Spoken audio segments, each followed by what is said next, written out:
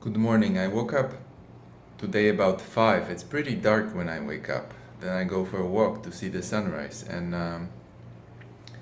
I was thinking about the movie I watched. Actually, it's the movie behind me, and you can see it on Netflix. Or it was Netflix. And the movie itself, it is called Awake, the Life of Yogananda. So it's about this yogi. But this video is about what is spirituality, what is yoga exactly. So you can see all these yogins from the past, from hundreds of years ago. This guy moved to United States in 1920s, exactly 100 years ago. So imagine that. And he speaks about the spine and the brain and activation of energy in it. So how the energy flows and how it activates technology. So the spirituality and yoga, actually, the very things about energy and everything you could hear somewhere or read in some magazines that is not really explained in a proper logic way. I could state, well, they stated long time ago that it's technology. What if I tell you that, well, the technology we have right now, it's pretty advanced, but it's primitive comparing to body and comparing to energy technology that the body is having, for example. So imagine if all the energy body, that all the energy we carry, all the soul we have is actually very advanced technology. And these guys, yoga and other Tai Chi, other masters in different continents actually, and shamans will tell you how to activate this technology through the thought and emotion. That thought and emotion is actually like operating systems for those computers that we are using. You see, there's a technology behind it, but you have to steer it somehow. So that's why I mention a lot from my practice how the thought, how the emotion system, how you can navigate it to steer this technology, to open your channel here, that it flows through the spine and you can feel it more and more in your head and in your spine, and it goes like this and it's more vibrant and you see things differently. Your thought patterns are changing when the technology is starting to activate the brain, and then your mind change. The mind is very different thing than the brain. The brain is technology, again, the computer, and the mind is more like operating system. So these are two very different things. The technology can stay the same on or off, but the mind can really switch it on, switch it off. That's what I say a lot about the switch.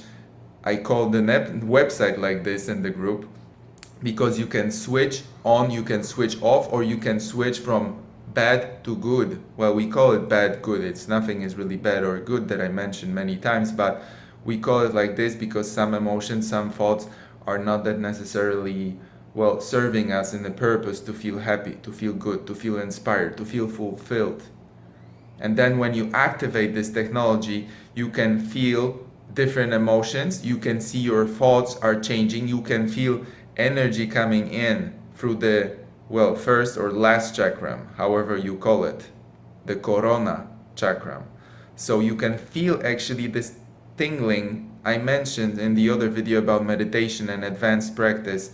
Well, advanced, there's nothing advanced to it. After a few days, few weeks, you can feel it, and you can feel energy coming here and to the spine, and it goes ups and down, and you can navigate it. You can learn even to navigate it. Well, for me it's a long process. For you it might be days, weeks, especially with help here at the switch, or different yogis, or there's different masters, portals, websites, different places to learn that. Or you can go to the jungle or to the shamans like me to know how to breathe, how to eat prana from the nature, so absorb the energy from outside, which again is airy-fairy. But what if I tell you that all the energy body that we have, all the soul that we carry, is technology? Technology, well, we could call it from the future. Well, technology from different civilization. Well, we call it God, that God created it all. Yes, it's true. But what if it's technology of other very advanced entities? And you could say right now, of course, that it's airy-fairy or something, But what did we say about many things 200 years ago? Imagine, 200 years ago there was no cell phones, no TV, no radio, no planes, no nothing. Anything that would show up from these days 200 years ago, it would be like alien technology from the future, you know, like advanced future, and it's just 200 years.